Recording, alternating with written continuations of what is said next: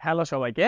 আজকে আমরা জিএসটিতে আসছিল একটা কোশ্চেন যে 2022-23-এ।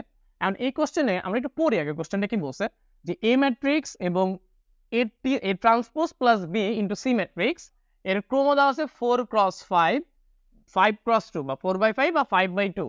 সি ম্যাট্রিক্সটা এর ক্রম নির্ণয় করতে হবে।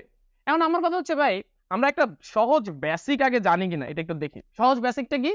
যে সাপোজ গুণনের ফলে ম্যাট্রিক্সের ক্রম কিভাবে হয়।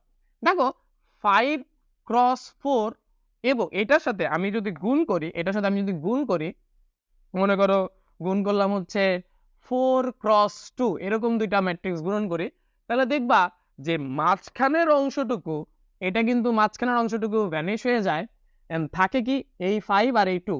তো দেখা যায় 5x2 গুণনের ফলে ম্যাট্রিক্সের ক্রমটা এরকম হয়, মাঝখানেরটুকু কিন্তু থাকে না, ওই পাশেরটা ওই পাশেরটা, এই দুইটা রো বলো সারি বলো জানিয়ে 5x2 নতুন ম্যাট্রিক্সের গুণন হয়। এখন আমার কথা হচ্ছে ভাই, আমরা প্রথমে ম্যাট্রিক্সটা দেখি যে এই ম্যাট্রিক্সটার ক্রম কত দেওয়া আছে হচ্ছে এই ম্যাট্রিক্সের ক্রম হচ্ছে 4x5।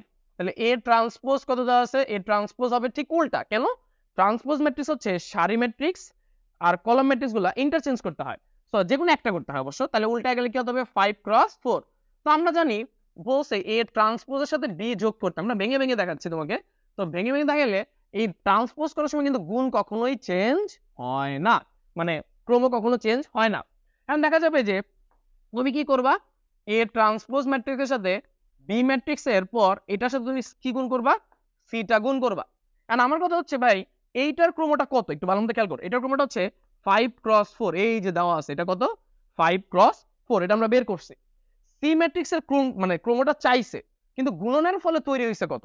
গুণনের ফলে ম্যাট্রিক্সটা তৈরি হয়েছে হচ্ছে ক্রমটা হচ্ছে 5x কত তৈরি হয়েছে? 5x2। তাহলে 5x2, তাহলে আমরা বুঝতেছি যে দুই পাশে, এই পাশে থাকবে 5, এই যে ভালো মতো খেয়াল করো, এই পাশে থাকবে 5 আর ওই পাশে কত থাকবে? ওই পাশে থাকবে হচ্ছে 2। মাঝখানে কিছু একটা থাকবে, মাঝখানে কিছু একটা থাকবে, ওটা ভ্যানিশ হয়ে যাবে। এই যে এতটুকু অংশ কি হয়ে যাবে ভাইয়া? এতটুকু অংশ ভ্যানিশ হয়ে যাবে। এই 5 আর এই 2 মিলে তৈরি হবে। তাহলে আমার কথা হচ্ছে ভাই, এই 5 আর এই 2 মিলে তৈরি হবে। কারণ আমার কথা হচ্ছে এইখানে কত হইলে অপশন মিলে, মাঝে মাঝে অপশন চেক করতে হবে। দেখো লাস্টে 2 আছে, লাস্টে 2 আছে এমন অপশন কোনটা ভাইয়া? লাস্টে 2 আছে এমন অপশন কিন্তু আমি দেখতেছি 4x2।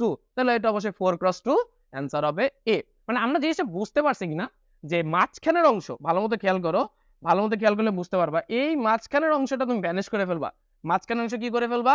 ভ্যানিশ হয়ে যাবে। এই পাশের 5 আর এই পাশের 5, এই দুইটা মিলে কি হবে? কোশ্চেনের অ্যান্সার হবে। এন্ড কথা হচ্ছে ভাইয়া, এইরকম ম্যাট্রিক্স গুলো কিন্তু ট্রিকি তেমন হয় না, গুছানোই আসে।